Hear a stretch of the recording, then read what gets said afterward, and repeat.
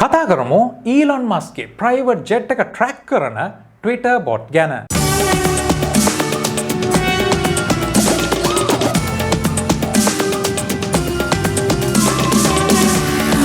ඔයව සාදරයෙන් පිළිගන්නවා තවත් ඉන්ට්‍රස්ටිං ටිකක් වෙනස්ම වීඩියෝ එකකට. අද වීඩියෝ එකෙන් කතා කරන්න යන්නේ කෙනෙක්ගේ ප්‍රයිවසි එක පෞද්ගලිකත්වය මේ ලෝකයේ තුල කොච්චර දුරට තව දුරටත් පෞද්ගලිකද කියන එක ගැන. දැන් PC Guide LK app එක බොහොම පහසුවෙන් ඔයාගේ Android phone එකට install කරගන්න පුළුවන්. PC Guide LK කියලා search කරලා app එක install කරගන්න. මේ හරහා ඔයාට අලුත්ම tech news එක update එකේ ඉන්න වගේම ලංකාවේ ප්‍රධාන computer shops වල prices ඔක්කොම එකම තැනකින් බලා ගන්න සහ ඔයාගේ laptop එක phone එක desktop එක විකුණ ගන්න නොමිලේ ads දාන්න section එකකුත් තියෙනවා. ඉතින් අදම PC Guide LK app එක install කරගන්න. ඉතින් ඔයා මේ වෙනකොටත් Elon Musk ගැන තොරතුරු හොයනවා නම් එහෙම නැත්නම් ලෝකයේ ප්‍රකට ඉංජිනේර කෙනෙක් එහෙම නැත්නම් CEO කෙනෙක් වෙන Elon Musk ගැන ඔයා තොරතුරු ෆලෝ කරනවා නම් මෙතනදී ඔයාට දැනටමත් ආරංචි වෙලා ඇති Elon Muskගේ private jet එක යන්නේ එන්නේ කොහෙද කියලා තොරතුරු වාර්තා කරන Twitter bot කෙනෙක් ගැන මේ වෙනකොට ගොඩක් තැන්වල headlines ඇති වෙලා තියෙනවා කියන එක. ඉතින් මේ Twitter botව නිර්මාණය කරන්නේ 19 හැවිරිදි Jack Sweeney. Jack Sweeney අන්තර්ජාලයේ මේ වෙනකොට නොමිලේ ලබා ගන්න පුළුවන් තොරතුරු වලින් තමයි මේ Twitter botව නිර්මාණය කරන්නේ. මෙච්චර කාලයක් විශේෂයෙන්ම flight data නොමිලේ ලබා ගන්න පුළුවන් වෙබ් අඩවි තියෙනවා. මේ දේවල් එක්ක වෙනස්ම විදිහකට මේ තොරතුරු පාවිච්චි කරලා Twitter bot කෙනෙක්ව ටිකක් ප්‍රධාන චරිතයක් ඉලක්ක කරගෙන නිර්මාණය කිරීම හරහා තමයි මේ විදිහට මේ Jack Sweeney fame එකට එහෙම නැත්නම් ජනප්‍රියත්වයට පත් වෙන්නේ. ඉතින් මේ තුල කතා කරන්න ගොඩක් දේවල් තියෙනවා. හැබැයි ඊට කලින් මම කියන්නම් කොහොමද මේ ෆ්ලයිට් එකක් එහෙම නැත්නම් ප්ලේන් එකක් ට්‍රැක් කරන data නොමිලේ ලබා ගන්න කියලා.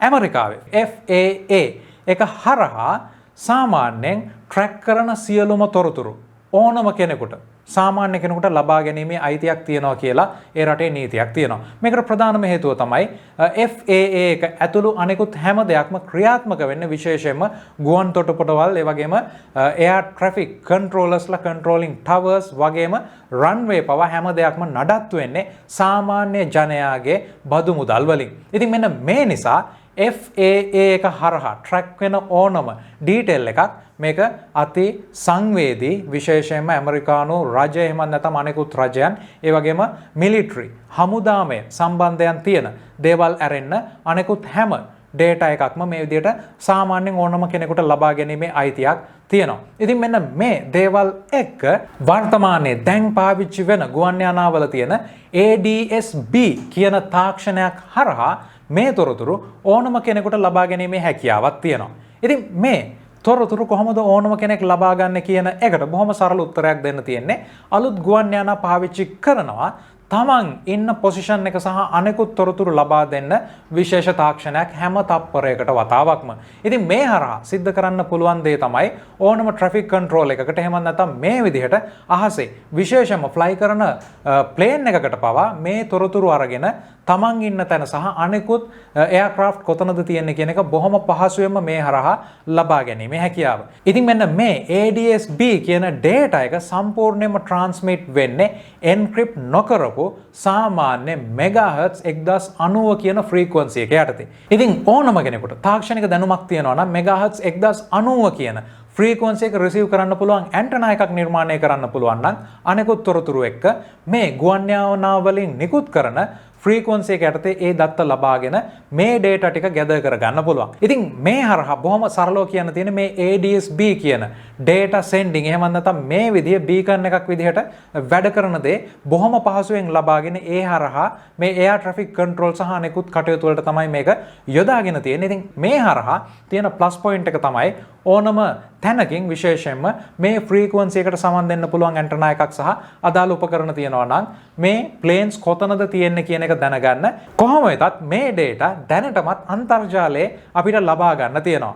Open Sky network org ඒ වගේම flightradar24.com කියන වෙබ් අඩවි වලින් මේ වෙනකොටත් ඔයාට කැමති ෆ්ලයිට් එකක් ට්‍රැක් කරන්න ඒක කොතනද තියෙන්නේ කියන එක ඔයාට ලයිව් විදිහට බලා ගැනීමේ හැකියාවක් තියෙනවා.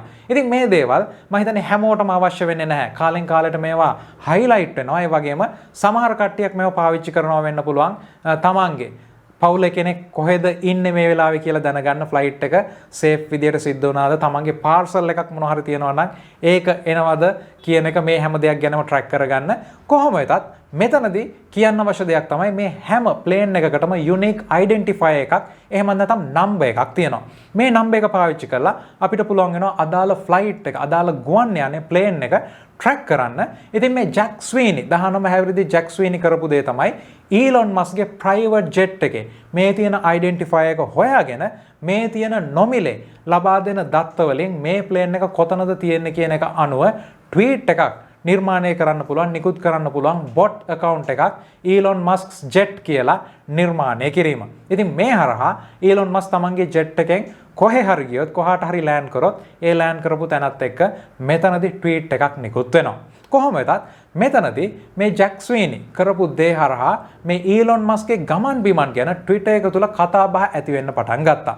මේ දේවල් එක ඊලොන් මස්ක් ඩොලර් 5000ක් ඔෆර් කරනවා ජැක් ස්වීනිට මේ ට්විටර් බොට් එක ටේක් ඩවුන් කරන්න. ඒ වගේම එයාගේ මේ ජෙට් එක ට්‍රේස් කරන්න අමාරු විදිහට ඔන්ලයින් ඕනම කෙනෙකුට මොනවද කරන්න පුළුවන් කියලා. ඉතින් ජැක් ස්වීනි මේ ඩොලර් 5000 ඔෆර් එක ඩවුන් කරනවා. එයාට ඩොලර් 5000කට වඩා මේක වටිනවා.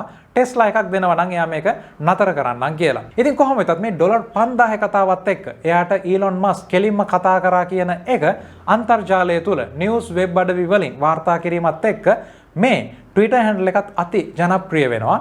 මේ දේවල් එක්ක ඔන්න ඊළඟට ඊලොන් මස්ක් නොඋනත් ටෙස්ලා කාස් රෙන්ට් කරන සබ්ස්ක්‍රිප්ෂන් මොඩල් එකකට මෙතඩ් එකකට රෙන්ට් කරන සමාගමක් ජැක් ස්වීනිට අවුරුදු 3කට ටෙස්ලා මොඩල් 3 එකක් දෙන්න කතා කරනවා මේ Twitter handle එක ඩිඇක්ටිවේට් කරන්න කියලා.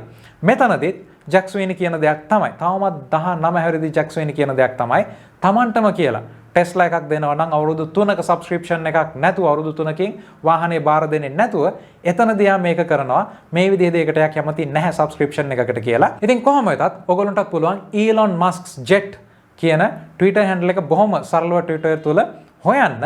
මෙතනදී එයාගේ අන්තිම ට්වීට්ස් බලන්න මේ බොට් කරලා තියෙන මෙතනදී ගොඩක් දෙනෙක් කියලා තියෙනවා මේ තියෙන තවත් කෙනෙක්ගේ පෞද්ගලික දේවල් මේ attention grabbing විදිහේ දෙයක් බවට පත් කිරීම කියලා. ඉතින් මේ හරහා Elon Musk මම හිතන්නේ ලොකු තර්ජනයක් නැති වෙන්න පුළුවන්. හැබැයි මේ දත්ත පාවිච්චි කරලා කෙනෙකුට විශේෂයෙන්ම Elon Muskගේ ජීවිතයට තර්ජනයක් එල්ලවන ආකාරයෙන් පවා ක්‍රියාත්මක වෙන්න පුළුවන් කියන එක අනිවාර්යයෙන්ම කියන්න කැමතියි. ඉතින් මෙන්න මේ කතන්දරෙත් එක්ක කියන්න තියෙන දේ තමයි අපේ කොච්චර දුරට මේ ඩිජිටල් ලෝකයේ තුල අපේ පෞද්ගලිකත්වය තවදුරටත් පෞද්ගලිකද කියන එක. ඔයා Facebook account එකක් හදාගෙන එහෙම නැත්නම් Google account එකක් හදාගෙන එහෙම නැත්නම් ඔයාගේ ස්මාර්ට්ෆෝන් එක අරගෙන අන්තර්ජාලයත් එක්ක කනෙක්ට් වෙච්ච මොහොතේ ඉඳලා ඔයාගේ පෞද්ගලිකත්වය කියන එක බොහොම සරලව ආයතන කීපයක් අතර තමයි මේ සම්පූර්ණයෙන්ම ඔයාගේ ස්මාර්ට්ෆෝන් එක පාවිච්චි කරන විදිය එහෙම නැත්නම් ඔයාගේ පරිගණකය තුළ ඔයා කරන දේවල් මේ හැම දෙයක්ම Microsoft ආයතනය, Google ආයතනය, Facebook ආයතනය මේ හැම දෙනාම ට්‍රැක් කරනවා. මෙතන තියෙන එකම දේ තමයි මේ ආයතන ට්‍රැක් කරන data වලින් ඔයාගේ වයස, ඔයාගේ ක්‍රියාකාරකම්, ඔයා මොන වගේ වැඩද කරන්නේ, ඒ වගේම ඔයා මේ වෙනකොට අන්තර්ජාලය තුල හොයන දේවල්, ඒ අනුව ඔයාට ඇඩ්ස් පෙන්වන්න මේ හැම දෙයක්ම මේගොල්ලෝ එකතු කරගෙන ඔයාගේ ඩිජිටල් ප්‍රොෆයිල් එකක් හදා ගන්නවා. මේවා මුදලට වෙනත් ආයතන වලට විකිණෙනවා. ඉතින් මේ තුල පෞද්ගලිකත්වය කියන දේ ලෝකේ විශේෂයෙන්ම ඉතාමත් ලොකු හයිලයිට් එකක් වෙන ඊලොන් මස්ක්ගේ මොන්න අපිට උදාහරණයක් විදිහට ලැබෙනවා. ඉතින් මේ වීඩියෝ එක ගැන ඔයාගේ අදහස විශේෂයෙන්ම මේ ඩිජිටල් ලෝකයේ තුල අපේ පෞද්ගලිකත්වය ගැන ඔයාගේ අදහස අනිවාර්යයෙන්ම පල්ලෙහා කමෙන්ට් සෙක්ෂන් එකේ දාන්න. මේ වගේ වීඩියෝස් දිගටම අරගෙන යනවා. සබ්ස්ක්‍රයිබ් කරලා නැත්නම් සබ්ස්ක්‍රයිබ් කරන්න. හම්බෙමු තවත් වීඩියෝ එකකින්.